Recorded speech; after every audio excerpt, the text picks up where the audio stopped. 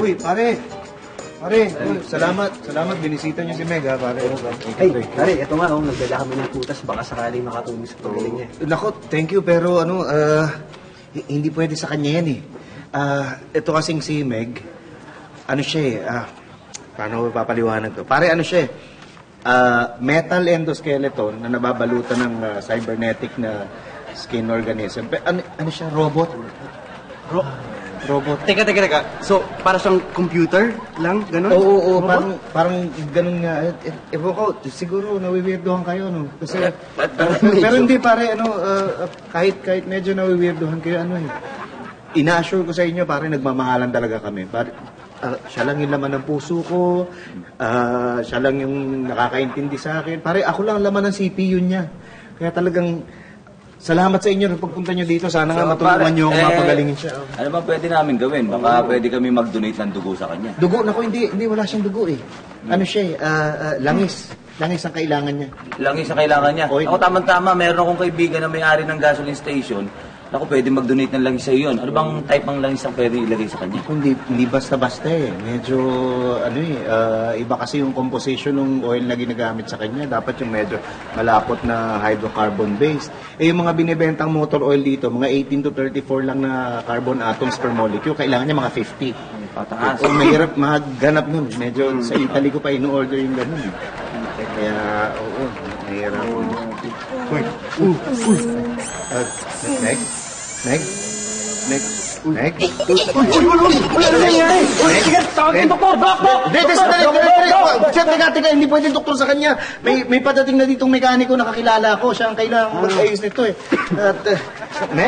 Meg! Ay, sir! Naku, buti dumating na kayo. Oo, kailangan. Kamusta po ang lagay? Medyo nagmamalfunction eh. Kailangan, Sige, tatry ko pong i-revive po. Sige, please. Ja-jumpstart ko lang po. Nawala ng kwan eh. Okay, start na to. Clear? Meg. Isa pa. Meg.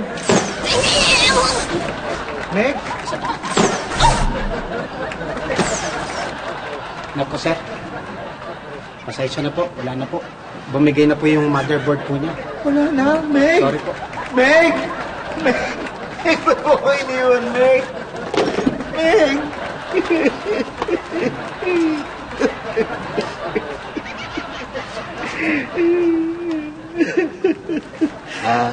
Sir, ito po mapapakinabangan niyo pa po. Ito po yung kanyang hard drive po. Nandiyan po lahat ng magaganda ninyong alaala. I-download niyo lang po. Okay na po yan. Salamat. Sige po.